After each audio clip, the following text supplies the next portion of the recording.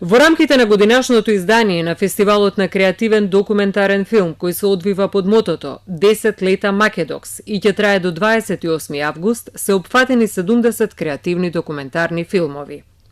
Најголем број проекции се во Куршумлијан и на платото пред него, додека младинската и детската програма се во Младинскиот културен центар.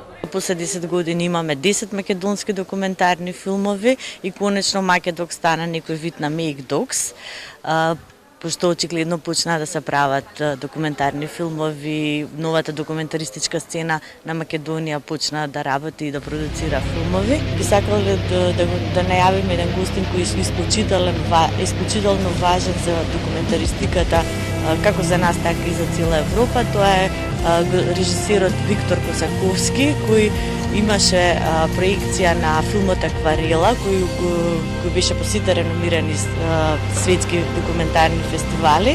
На 10 годишниот јубилеј на Македокс, кој се совпаѓа со 30 години од уривањето на Берлинскиот зид, земја во фокус е Германија.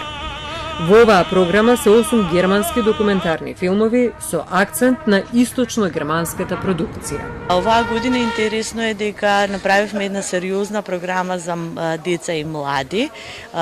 Програмата за деца е направена во соработка со Меѓународниот фестивал за документарни анимирани филмови Док Лајпциг, кој веќе постои во Германија 61 година, што е прилично солидна бројка за еден фестивал. Со нив селектиравме 11 кратки анимирани филмови и еден долг анима док филм. Тоа е еден нов поджарн во документаристиката, каде се комбинираат документарни анимирани делови.